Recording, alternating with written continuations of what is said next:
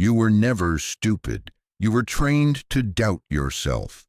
And the moment you realize how that happened, your entire life starts to look different. Pause.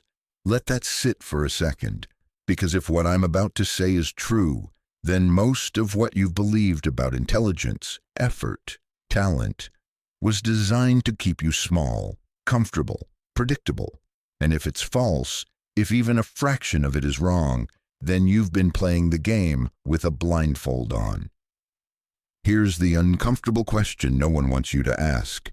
Who benefits from you believing you're not that smart? Think about it. Really think. Somewhere along the way, you learned to explain your limitations as facts. I'm just not a numbers guy. I'm not creative like him. My brain doesn't work that way. You didn't say those things angrily. You said them calmly, as if you were stating the weather. And that's the most dangerous part. Because when a belief feels neutral, it stops feeling like a prison. But prisons don't always look like cages. Sometimes they look like school systems. Sometimes like job titles. Sometimes like quiet acceptance. Here's the truth most people never confront. Your mind didn't hit a limit. It learned a boundary, and boundaries can be moved. Now listen carefully. This is where the tension starts. There are men walking through the world right now who are no more gifted than you. Same upbringing, same distractions, same doubts. But they see situations differently. They read rooms faster. They anticipate outcomes. They don't panic when others freeze. From the outside, it looks like intelligence. From the inside, it's something else entirely. It's clarity, and clarity isn't inherited. It's constructed. Machiavelli understood this centuries ago, not in textbooks, but in blood and consequence. Power didn't belong to the most moral or the most educated. It belonged to the men who saw reality clearly and acted without illusions. And here's the part. No motivational video ever tells you clarity is threatening. A man who sees clearly doesn't react emotionally. He doesn't follow crowds blindly. He doesn't confuse noise for truth. And systems hate that man, so they teach you something else instead. They teach you that intelligence is measured by approval, grades, titles, certifications. They reward obedience and call it being smart. But notice this, every time you followed the rules perfectly, did your life suddenly feel more controlled or more constrained? Exactly. Here's the subtle trick that was played on you. They convinced you that thinking deeply was risky and fitting in was safe. So you learned to memorize instead of question, repeat instead of analyze, wait instead of move, and slowly, almost invisibly, you stopped trusting your own perception. Let me ask you something uncomfortable. When was the last time you trusted your first instinct and didn't immediately talk yourself out of it? Most men can't remember, because the moment you feel a sharp insight, a second voice appears. Don't overthink. You're probably wrong. Who do you think you are? That voice isn't humility, it's conditioning. And once you see that, you can't unsee it. This video isn't about becoming smarter than everyone else.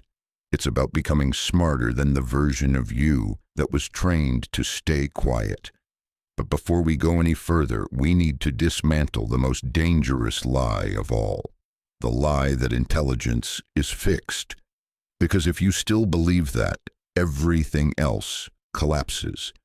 And in the next part, I'm going to show you exactly where that belief came from, who spread it, and why breaking it makes you instantly harder to control. If intelligence were truly fixed, they wouldn't work this hard to convince you of it. Let's pull the curtain back. Ask yourself something simple, but dangerous. If intelligence is genetic, permanent, and unchangeable, Why is it taught at all? Why 12 years of schooling? Why training programs, degrees, onboarding, performance reviews? Think about it. No one trains people for things that can't change. The idea that intelligence is fixed didn't come from science first. It came from convenience, because labeling men early is efficient. You're gifted. You're average. You struggle. Once those labels stick, behavior follows. The gifted boy is forgiven for arrogance. The average boy learns obedience. The slow boy stops trying altogether, and the system runs smoother. Here's the part that should unsettle you. The men who succeed most consistently in the real world, the ones who build leverage, influence, wealth, are rarely the top scorers. They're the ones who adapt, who sharpen perception, who notice patterns, who learn how people actually behave, not how textbooks say they should. That skill isn't IQ, it's strategic intelligence, and it's trained. Machiavelli never talked about intelligence as a number.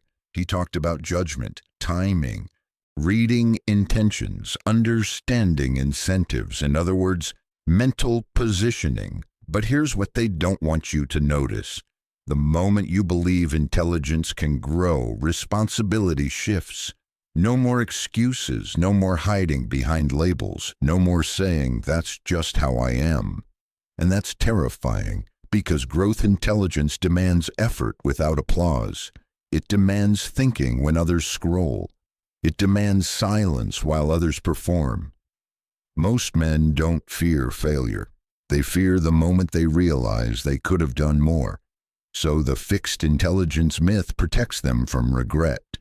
But it also protects the system from disruption. Let me show you how subtle this conditioning really is. Notice how curiosity was treated as a child. Ask too many questions, you're difficult. Challenge assumptions, you're disruptive. Think differently, you're overthinking. Over time, you learn the reward structure. Agreement equals approval. Obedience equals safety. Original thinking equals a risk. So you adapted, not because you were weak, because you were intelligent enough to survive the environment. But survival intelligence is not dominance intelligence. And here's the twist most people miss. The brain rewires itself constantly. Focus strengthens pathways, disuse weakens them. What you call not being smart is often just not being practiced. You don't lose clarity, you stop training it. And the most dangerous thing about this lie, it turns temporary weakness into permanent identity. Once you say, I'm not smart, your mind stops collecting evidence against it. But the moment you say, I'm becoming sharper, something changes. You start noticing inconsistencies. You ask better questions. You pause before reacting. You read motives instead of words. And suddenly people feel uneasy around you because clarity exposes games. That's why this belief had to be killed early. If every man believed his mind could be sharpened like a weapon, hierarchy would collapse, predictability would vanish, control would weaken.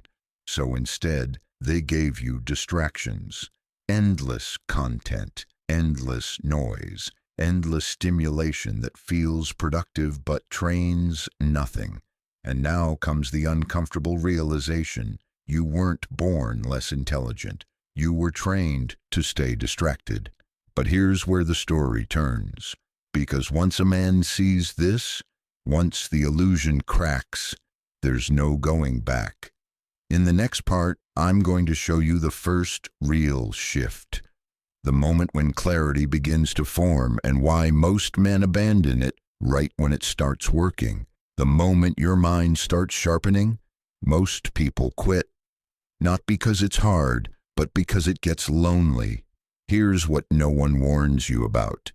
When clarity begins to develop, it doesn't arrive like confidence. It arrives like discomfort. You start noticing pauses in conversations, inconsistencies in promises, patterns in behavior that used to blur together. And at first, you think you're imagining it. You replay moments in your head. You ask yourself, am I overthinking this? That old conditioning tries to pull you back into the fog, because clarity removes comfort before it gives power. Let me explain. Most men live inside reaction loops. Someone speaks, emotion triggers, response fires. Fast, automatic, predictable. That's not intelligence, that's programming. Clarity slows the loop. You stop responding immediately. You observe tone instead of words. You notice what isn't said, and the world feels delayed. That delay is where power lives. But here's the problem. When you slow down, people notice. Your silence makes them uneasy. Your calm disrupts their rhythm.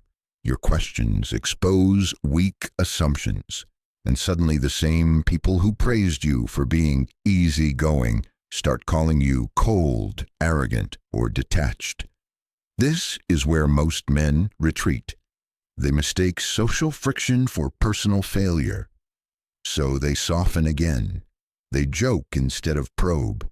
They nod instead of challenge. They trade clarity for belonging, and the blade dulls.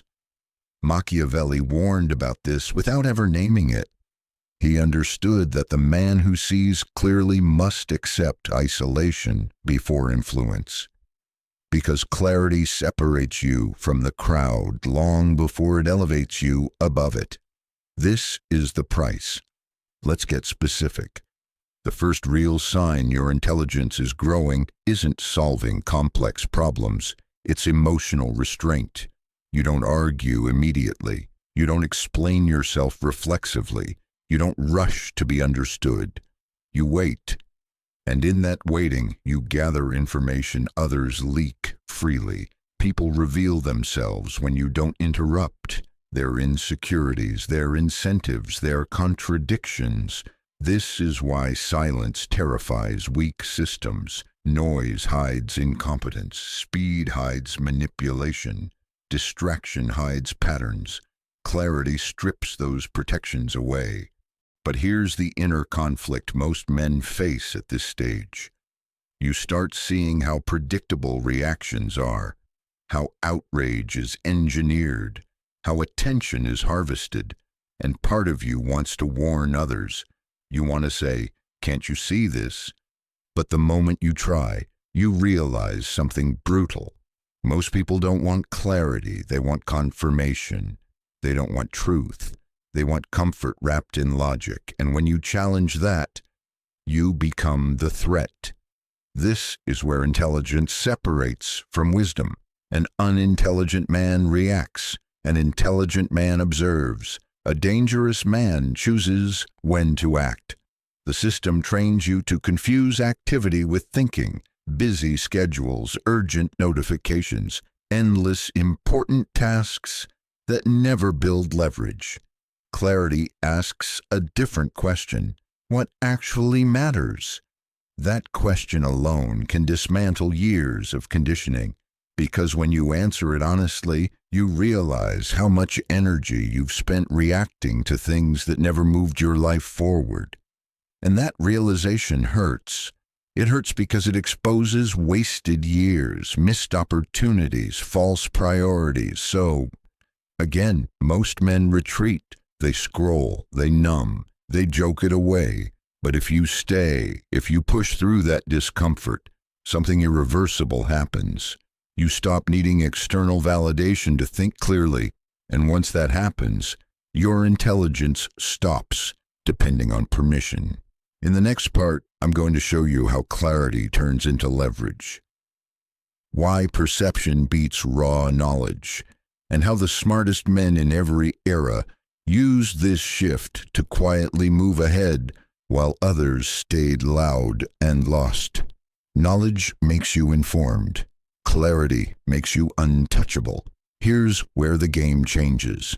Most men think intelligence is about knowing more. More facts, more theories, more information stacked like trophies in the mind. That's not power, that's weight. Clarity doesn't add, it removes.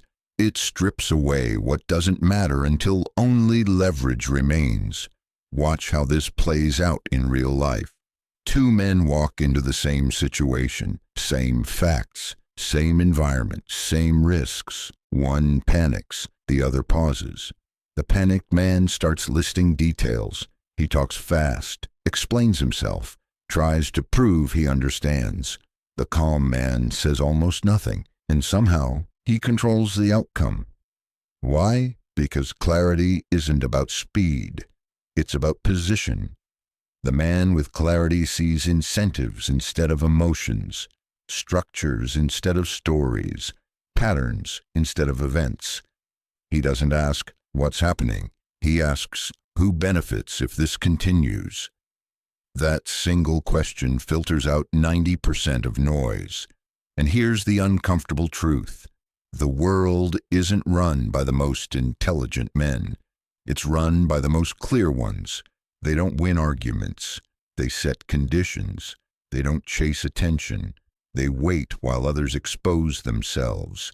They don't react to pressure. They use it. This is where intelligence becomes dangerous. Because once you see clearly, you stop being emotionally manipulable. Outrage loses its grip, fear loses urgency, false urgency collapses, and systems built on reaction start to fail around you. But clarity brings a new challenge. When you stop reacting, people try harder to provoke you. They test boundaries, they escalate tone, they accuse you of not caring. This is not accidental. Emotional people feel exposed around calm men. Your stillness reflects their chaos. So they push. Most men crack here. They explain themselves. They justify their silence. They rush to restore harmony. But that's the trap. Explanation gives away leverage. Justification hands over control. Machiavelli understood this deeply. He warned that power is lost the moment you feel compelled to defend your position emotionally, because the need to explain signals weakness, not morality. Clarity doesn't mean cruelty, it means precision. You choose when to speak. You choose what to reveal. You choose which battles even deserve oxygen. And this changes how people treat you. They stop assuming access. They stop pushing casually. They start measuring words. Not because you're louder, but because you're harder to read. Here's the irony. The smarter you become in this way, the less you feel the need to prove it. You don't argue online. You don't correct everyone. You don't chase validation. You observe quietly and act decisively. This is why clarity compounds. Every time you pause instead of react, you gather data. Every time you stay silent, others reveal intent. Every time you choose restraint, your mind sharpens further. And now comes the real shift. You begin to notice that most conflicts are traps. Most urgency is manufactured. Most important conversations exist to drain energy. Once you see that, your time changes. You move slower, but arrive faster. And that's when intelligence stops feeling like effort and starts feeling like inevitability. But there's a final illusion that still needs to be shattered. Because even men who gain clarity often sabotage themselves without realizing it by mistaking thinking for action. In the next part, I'm going to expose the most seductive trap smart men fall into, the one that feels productive, but quietly kills momentum. Thinking feels powerful. That's why it becomes a trap. Here's the paradox most intelligent men never escape. The moment your mind sharpens, you start seeing everything. Flaws in systems, weak logic in arguments, better strategies no one else notices, and it feels incredible. Finally, you're not lost. You're not confused. You're not reacting blindly anymore, so you think more. You analyze deeper. You replay conversations. You simulate outcomes. You refine ideas endlessly, and without realizing it, you stop moving. This is where intelligence turns against itself, because clarity without execution becomes paralysis. Let me be direct. There is a version of intelligence that looks impressive, but produces nothing. It debates instead of decides, optimizes instead of commits, waits for certainty that never arrives. This is the observer's prison. You become so good at seeing consequences that every move feels risky. So good at reading motives that trust feels naive. So aware of complexity that simplicity feels irresponsible. And slowly, action feels reckless. That's when smart men stall. Not because they lack ability, but because they overvalue understanding and undervalue timing. Machiavelli would have despised this state. He knew something modern culture hides. Power favors the decisive, not the perfect. Clarity is not meant to keep you thinking forever. It's meant to tell you when thinking has done its job. But here's the seduction. Thinking gives you the illusion of progress without exposure. No risk, no judgment, no failure. Action does the opposite. Action reveals you. It commits you. It puts your ideas into a world that can reject them. So the intelligent mind hesitates, and hesitation feels rational. But look closer. Every major shift in your life, every breakthrough, came from a moment you acted before you felt ready. You didn't have all the information. You didn't feel confident. You moved anyway. And clarity came after movement. This is the rule no one teaches smart men. Clarity guides action. Action refines clarity. Without that loop, intelligence becomes decorative. Here's how the trap usually forms. You tell yourself, I'm just preparing. I'm gathering data. I'm waiting for the right moment. But the truth is harsher. You're avoiding irreversible commitment. Because once you act, you can't hide behind potential anymore. And that's terrifying. Potential feels clean. Action gets messy. But only one builds leverage. This is where disciplined intelligence separates from intellectual vanity. Disciplined intelligence asks, what is the smallest irreversible move I can make right now? Not the perfect plan, not the complete picture, just the next point of no return, because power is built through momentum, not contemplation. Here's what happens when you break the thinking trap. Your mind becomes sharper because it's tested. Your perception improves because it receives feedback. Your confidence stabilizes because it's grounded in reality, not imagination. You stop identifying as the smart one and start becoming the effective one. And effectiveness changes how the world treats you. People stop debating you. They start watching you. But there's still one final layer to intelligence that almost no one masters, because even men who think clearly and act decisively can still be controlled through something far more subtle.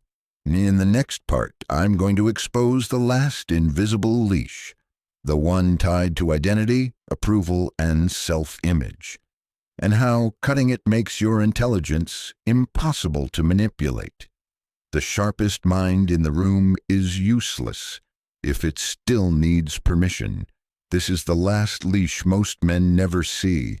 Even after you learn to think clearly, even after you stop reacting emotionally, even after you act decisively, there's still something pulling at you. Approval, not loud approval, not applause. The quiet kind, the kind that whispers, don't ruin your image. This is where intelligence gets domesticated, because from the moment you became aware of yourself, you were taught to be someone, the smart one, the reliable one, the reasonable one, the good guy. And identities feel safe, but identities are fragile. Once you identify as something, you start protecting the label instead of pursuing truth. You hesitate to say what you see. You soften decisions to avoid backlash. You delay moves because they might look bad. That's not intelligence, that's image management. And image management is a control mechanism. Machiavelli understood this better than anyone. He knew that the man who needs to be liked can be steered.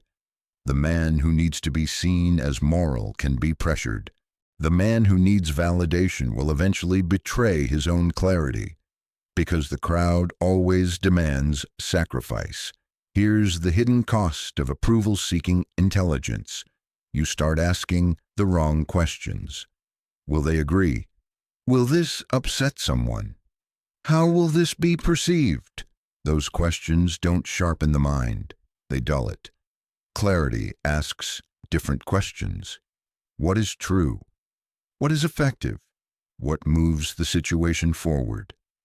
Notice how none of those require consensus. This is why truly intelligent men often feel misunderstood. They don't speak to be liked. They don't move to be praised.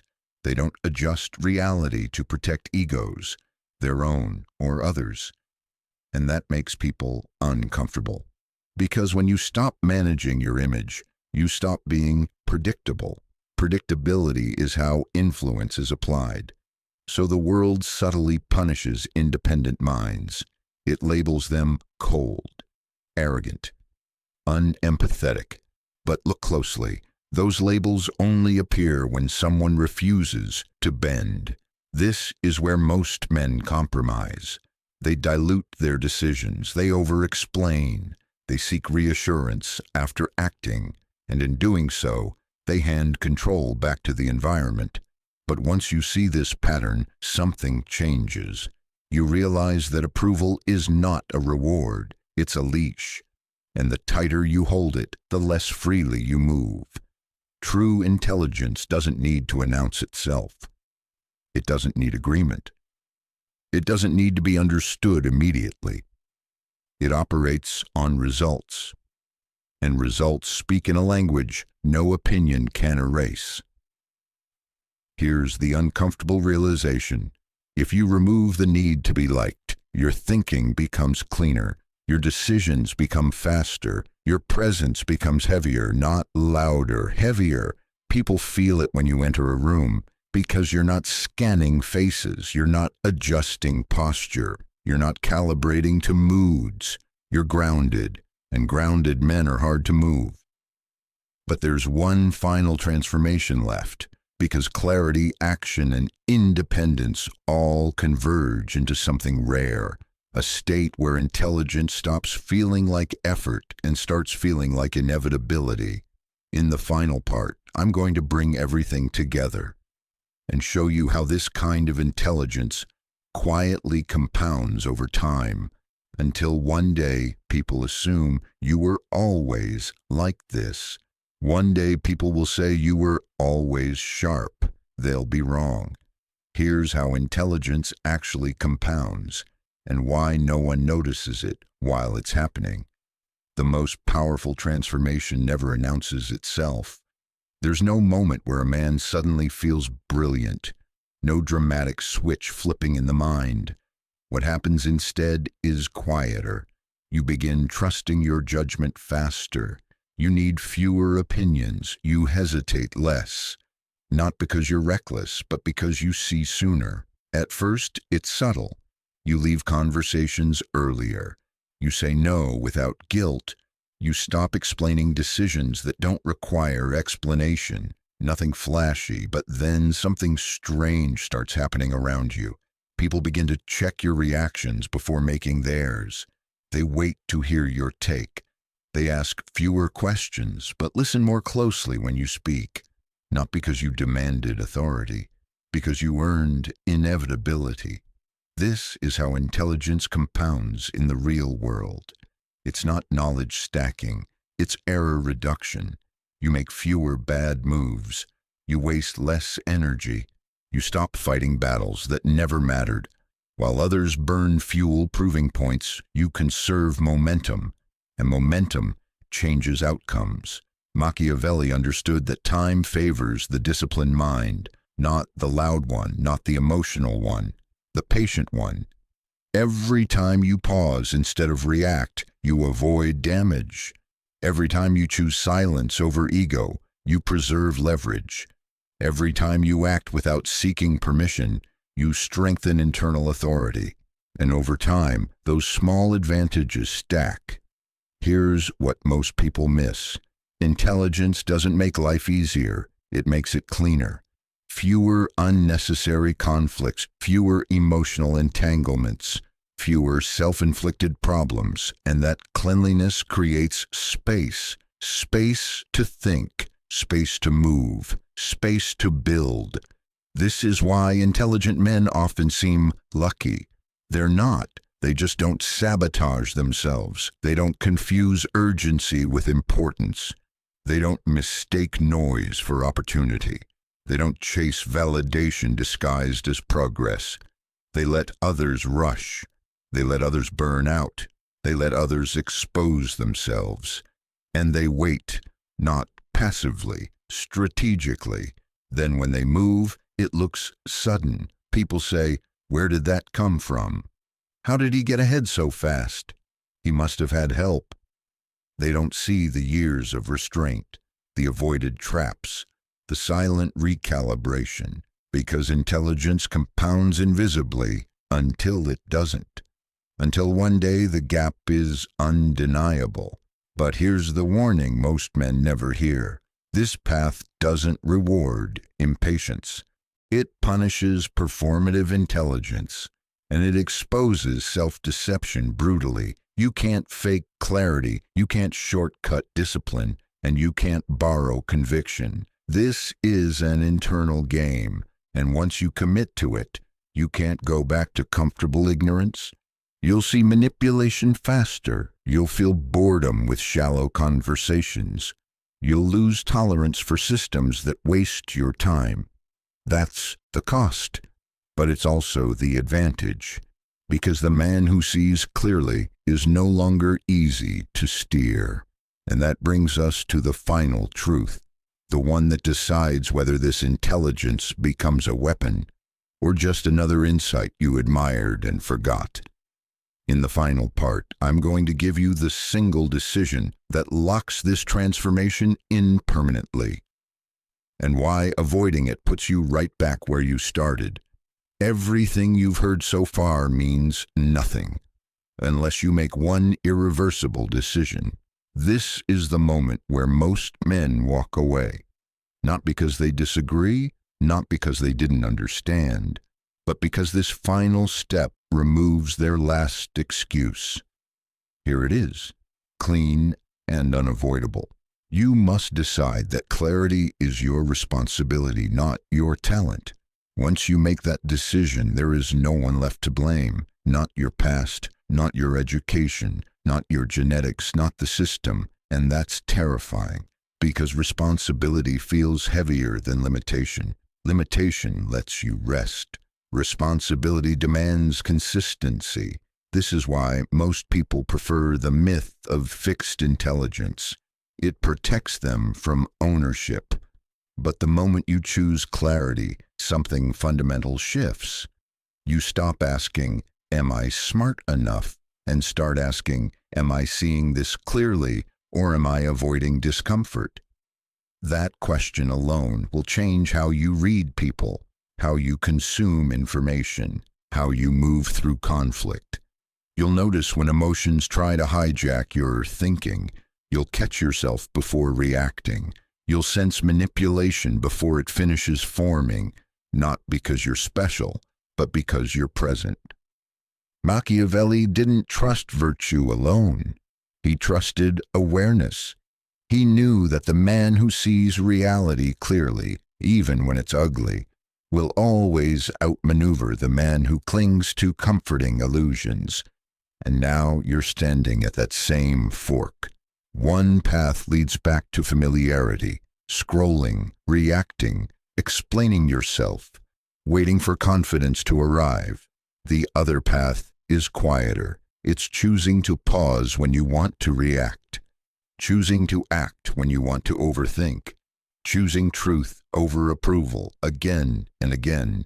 No applause, no announcement, just alignment. This is where intelligence becomes identity, not as a label, but as a way of moving. You won't feel smarter overnight, but you'll feel cleaner, less scattered, less reactive, less confused by noise. And months from now, you'll notice something strange. Situations that used to overwhelm you don't. Conversations that used to confuse you feel obvious. Decisions that once took weeks take minutes. Not because the world got simpler, because you got clearer. And clarity compounds quietly until one day people assume you were always this way. They'll say, "You're just naturally smart. You'll know the truth. You built this deliberately, ruthlessly. So before you leave, lock the decision in. Say it, not out loud, but internally, where it matters. I choose clarity, because once you choose it, you stop being easy to control and start becoming impossible to mislead."